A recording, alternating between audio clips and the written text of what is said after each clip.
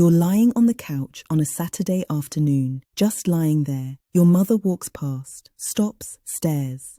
Are you sick? You're not sick. You're resting. But in her world, healthy people don't just lie down in the middle of the day. In her world, rest is what you do when your body gives you no choice. She can't see you resting. She can only see you wasting. Or maybe it's flipped. Your father is 73. He just mowed the lawn, fixed the gate, reorganized the garage. It's 8 p.m. You say, "Dad, sit down. You've been going all day." He looks at you like you suggested something obscene. "I'm fine." But his hands are shaking, his breathing is labored. He won't sit, because sitting feels like surrender, and he's been at war his whole life. Two people, same word, rest. One sees survival, the other sees suicide.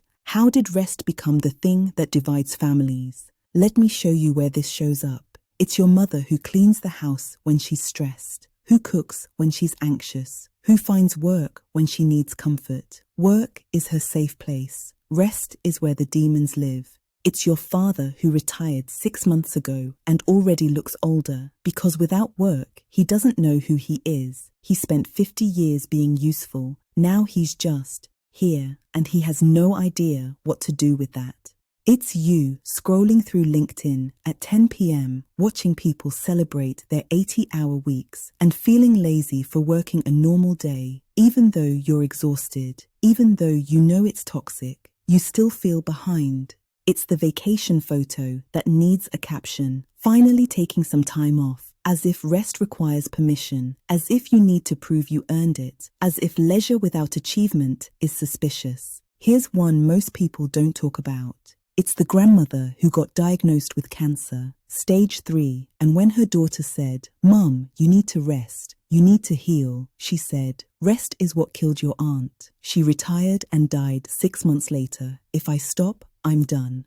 Same word, rest. To one generation, it's medicine. To another, it's poison. And if you've felt this tension, if you've been on either side of this divide, you know it's not theoretical. It's showing up in your group chats, your family dinners, your therapy sessions. So what's actually happening here? Why does rest feel like betrayal to some and necessity to others? To understand that, we need to go back to two very different worlds. Here's what one generation sees when they look at rest. Rest is not a neutral act. It's a statement. It says, I can afford to stop. And for a long time, they couldn't afford to stop. In their world, rest was the first thing you lost when things got hard. You lost sleep. You lost weekends. You lost the luxury of being tired because being tired was expensive. So rest became associated with privilege, with safety, with having options. And when you don't have options, rest feels like pretending, like playing a game you're not actually in.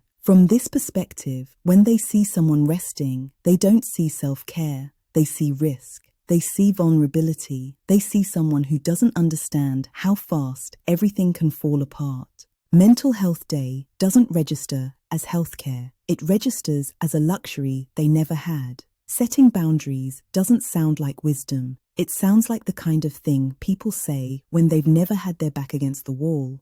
They're not being cruel, they're scared because in their bones, they remember what it cost to stop moving and they're terrified you're going to learn the same lesson the hard way. Now here's what another generation sees when they look at rest. Rest is not a luxury, it's infrastructure. It's the thing that keeps everything else standing. Without it, everything collapses. Not slowly, suddenly. In their world, rest isn't what you do after you've accomplished everything, because in their world, everything is never done. The emails never stop. The expectations never end. The performance reviews never say enough. So if you wait to rest until you've earned it, you'll never rest. You'll just burn out, which is not a metaphor, it's a medical diagnosis. From this perspective, when they see someone refusing to rest, they don't see dedication. They see self-destruction. They see someone on a path that leads to a hospital bed, or a breakdown, or a life where you succeeded at everything except being alive.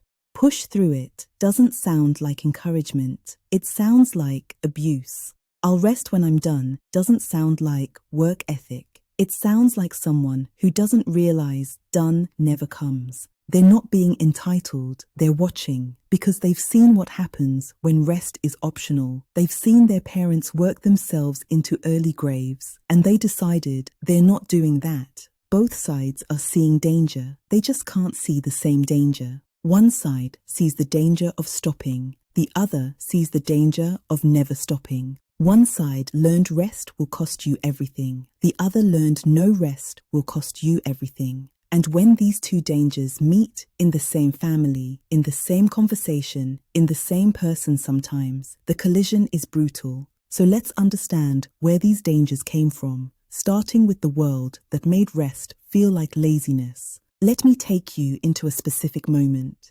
It's 1983, Lagos, Nigeria. You're 28 years old. You have a university degree, which your family sold land to pay for. You have a job at a bank. You're doing everything right. Then the government announces a currency change overnight. The naira you saved for 6 months to buy your daughter's school uniform, worthless. You have 72 hours to exchange it. The banks are closed for restructuring. When they open, the lines are 6 hours long.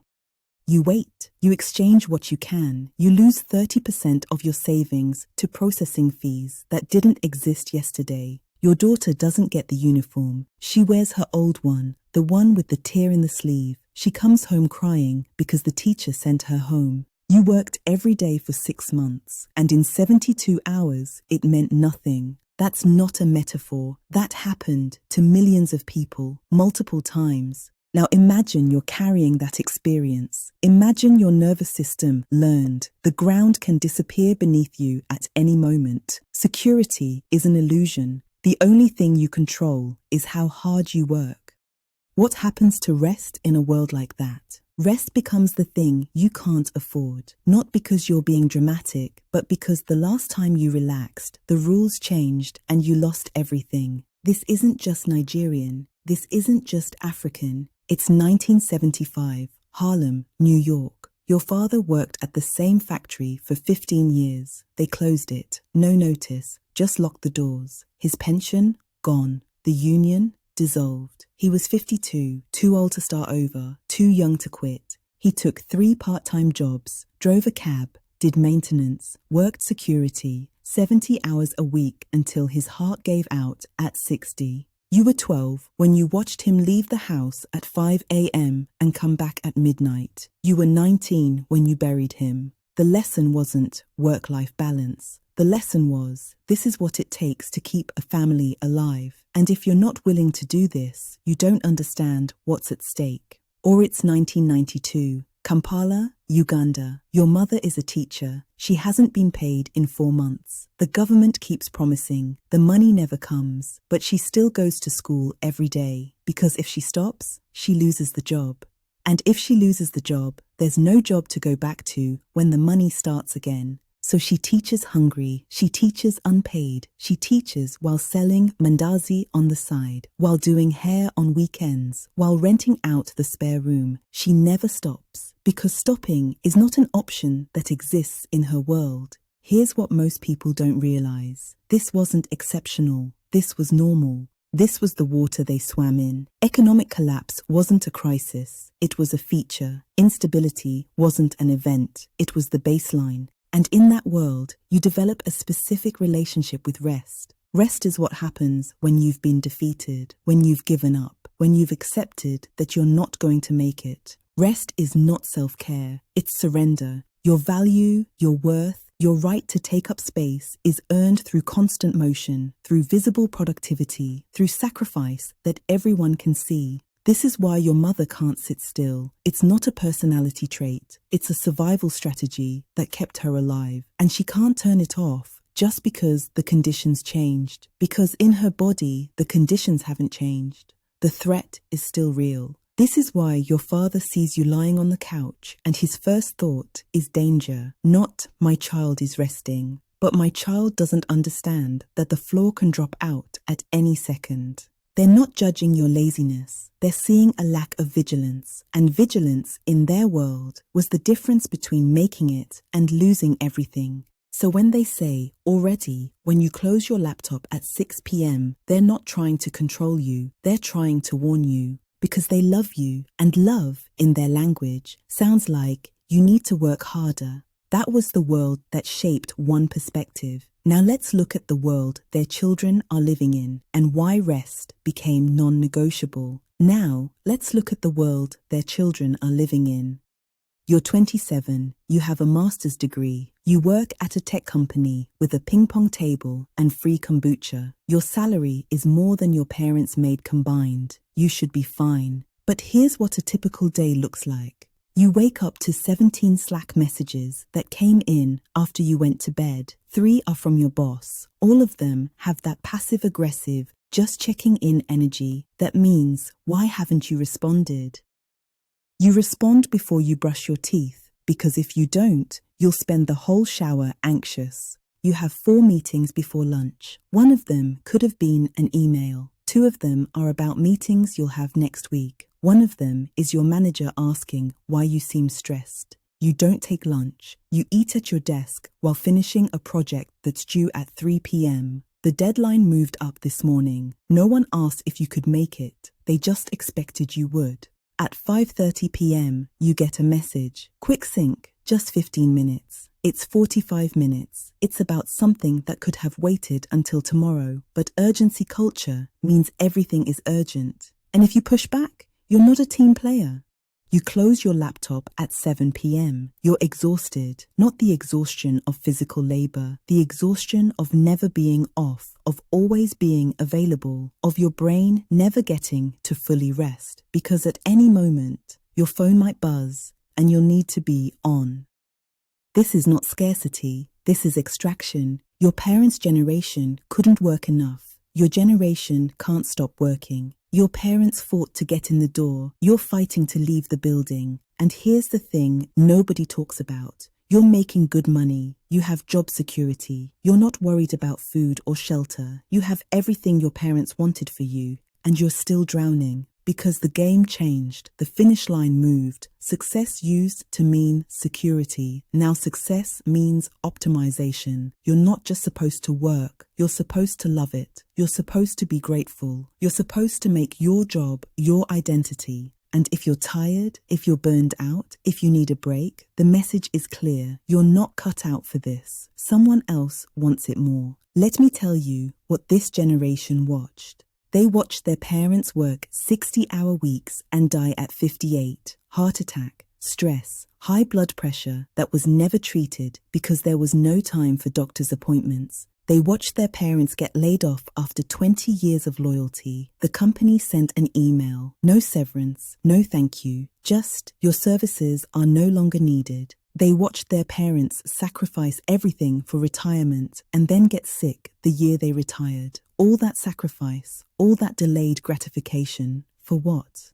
They watched marriages collapse because there was never time. Childhoods missed because there was always work. Bodies break down because rest was always tomorrow. And they thought, I'm not doing that. Not because they're soft, but because they did the math. And the math doesn't work. You can't grind forever. Bodies give out, minds break. And the companies you're grinding for will replace you the moment you're no longer useful.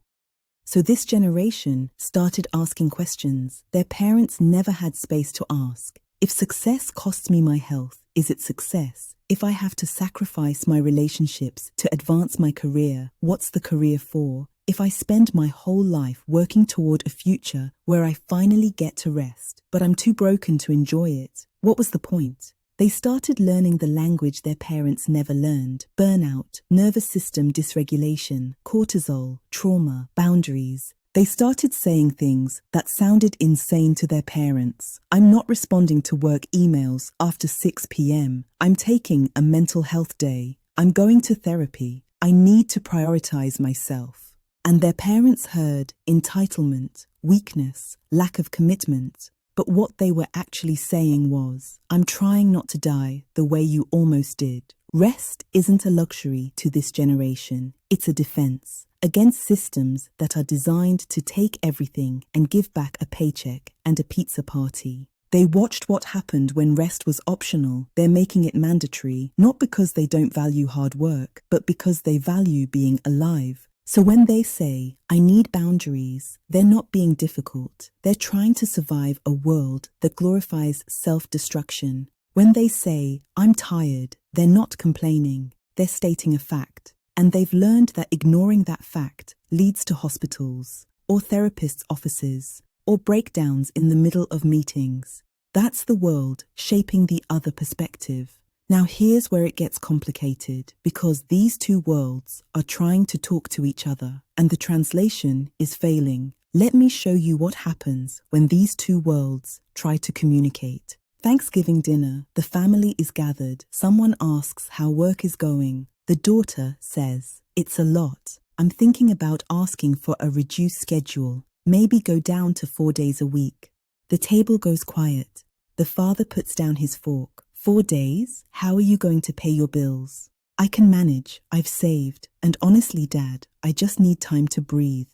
Time to breathe? I worked 6 days a week for 30 years. You work 5 days and you need to breathe? Here's what's happening under the surface. The daughter is saying, I'm drowning. The pace is unsustainable. I'm trying to make a strategic choice before my body makes it for me. The father is hearing, I'm giving up. I don't understand that life is hard. I'm not willing to do what it takes. The daughter hears her father's response as, your suffering doesn't matter. You're weak. I did it, so you should be able to. The father means, I'm terrified you're going to lose everything because you don't understand how fast security can disappear. Same conversation, two completely different conversations happening simultaneously. Here's another one, mother and son. The son just quit his job, no backup plan. He was making 6 figures. He walked away. I don't understand, the mother says. You had a good job, benefits, security. Why would you leave? Because I was having panic attacks in the parking lot before work, Mom. Because I couldn't sleep. Because I was so anxious I couldn't eat. Everyone has stress. You think I didn't have stress? You push through it. I don't want to push through it. I watched what pushing through did to you. The mother flinches. What I did kept you alive. I know, and I'm grateful. But keeping me alive and teaching me to live are different things. Silence. What the son means, your sacrifice matters, and I'm choosing differently, not to reject it, but to build on it. You gave me the option to choose. I'm choosing. What the mother hears, your sacrifice was wrong. You should have rested instead of providing for me. You failed as a parent. What the mother means, I gave you everything so you would have security I never had, and you're throwing it away. Do you know how much that hurts? What the son hears, you don't see me, you only see your fear. My pain doesn't count because it's not the same kind of pain you had. Neither is wrong. Both are protecting something real, but the translation is breaking down. Here's the collision point, the thing that makes this hurt more than it should. When the parent says, we didn't have the luxury of rest, they mean, I love you so much I destroyed myself so you wouldn't have to. Honor that. When the child hears that, it lands as, your different pain isn't real pain. Suffering is a competition I won. You're disqualified. When the child says, I need to protect my mental health, they mean, I'm trying to stay whole. I'm trying not to break the way I watched you break. This is me loving myself the way you loved me. When the parent hears that, it lands as, your way was wrong. Your sacrifice was unnecessary. You should have been softer. And that's the tragedy. Both are trying to say, I love you. Both are trying to say, I'm protecting something important. Both are trying to say, I'm scared. But the words come out as judgment, as criticism, as disappointment, because they're speaking different languages. And without translation, love sounds like rejection.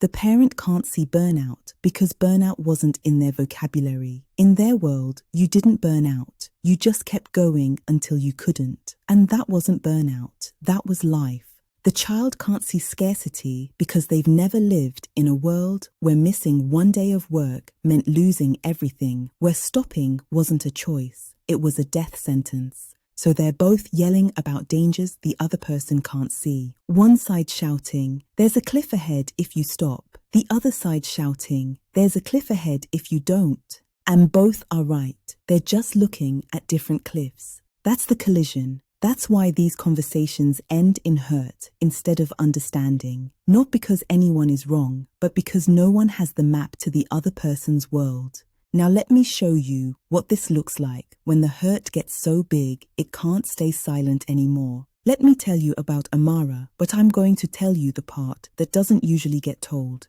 Amara is 32. She works in tech. Last year, she had a panic attack during a presentation. She called her mother. Her mother said what mothers from her generation say: you push through it.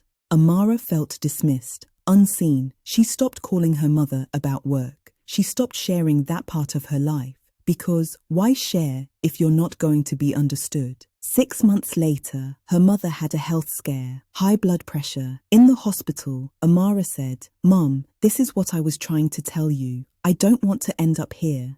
And her mother said, "I thought I was teaching you how to survive."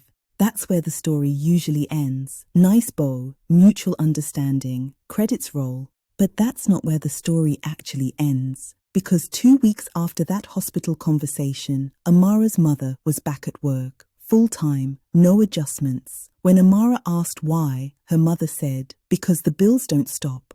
And Amara realized her mother understood intellectually, but her body didn't. Her nervous system was still in 1985 when she missed 1 day of work and got fired. You can understand something and still not be able to change it. That's the part we don't talk about. Understanding doesn't automatically heal. It just makes the pain more visible.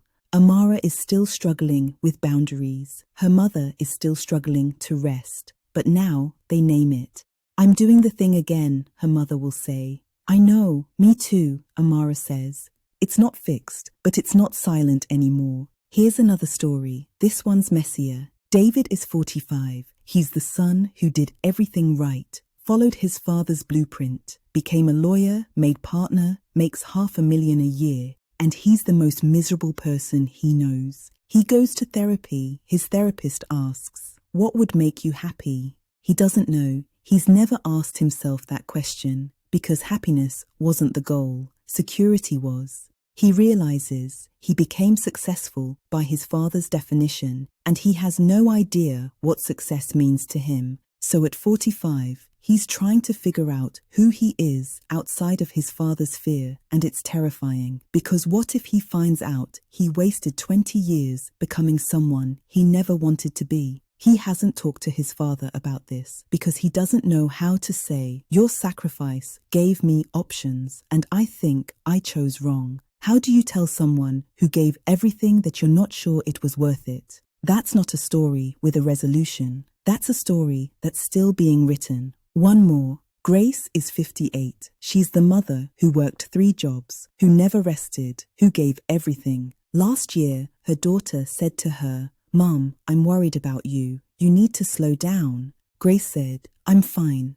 But she wasn't fine. She was exhausted. She'd been exhausted for 30 years. Here's what Grace can't say out loud. She doesn't know who she is when she's not working. Work is the only thing that makes her feel valuable, the only thing that makes her feel like she's not wasting space. If she stops working, what is she? Her daughter sees rest as self-care. Grace sees it as obsolescence, as becoming useless, as waiting to die. She's not afraid of being tired. She's afraid of being unnecessary. And no one talks about that. About how rest, for some people, isn't just uncomfortable. It's an identity crisis.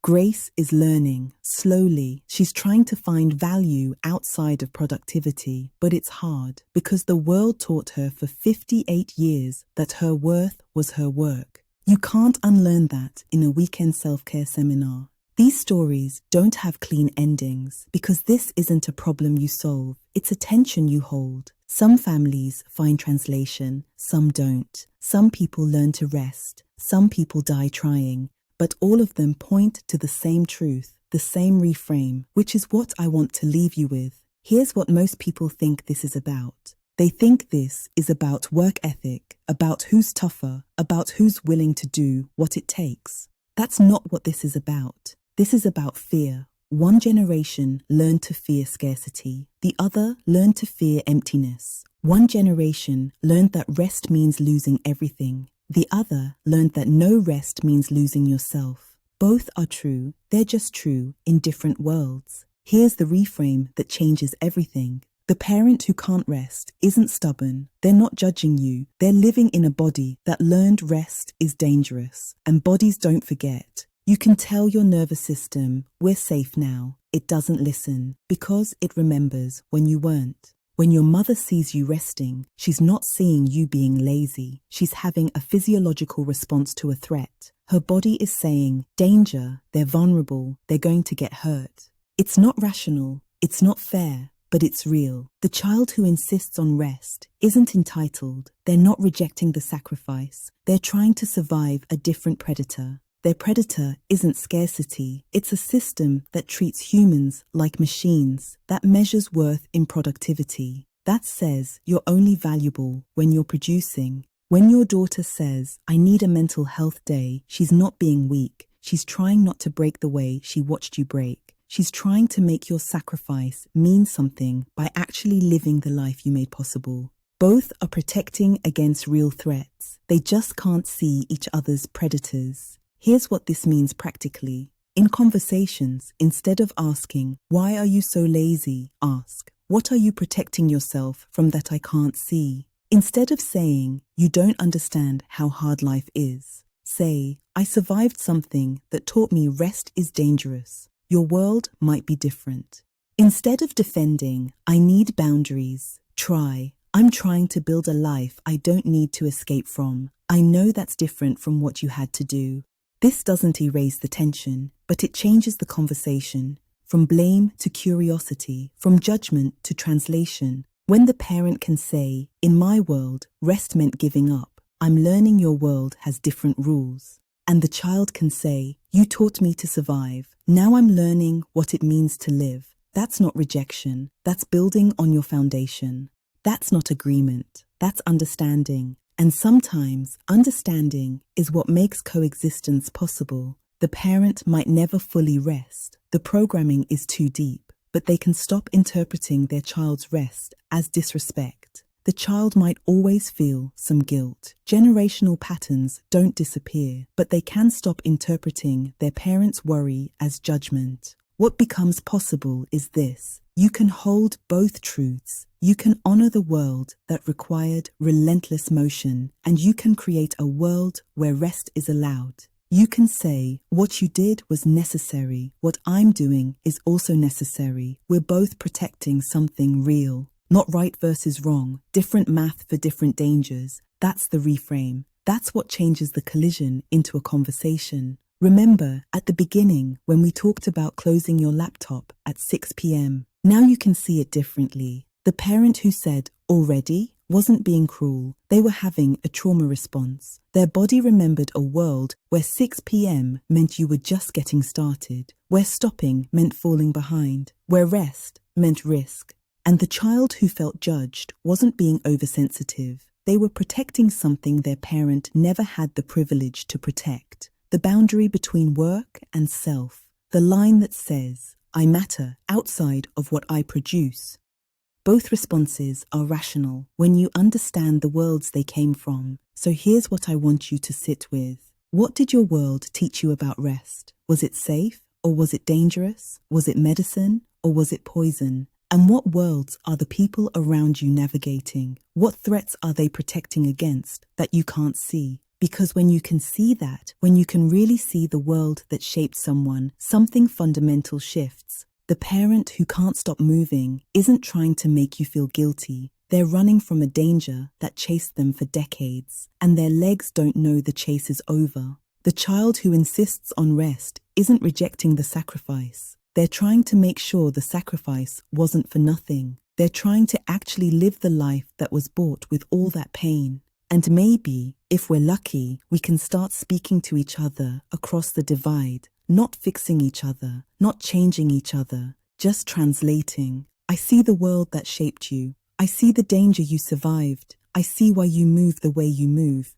That's not agreement. That's not resolution, but it's something. It's the beginning of understanding. And understanding is how you turn a collision into a conversation. This is the Context Room, where survival meets sustainability, where we explore the worlds that shape how we think, live, and choose. Thank you for spending this time with me. Rest isn't the opposite of work. It's the place where you remember you're not just what you produce. You're human, and humans need to rest. Not because they're weak, but because they're alive.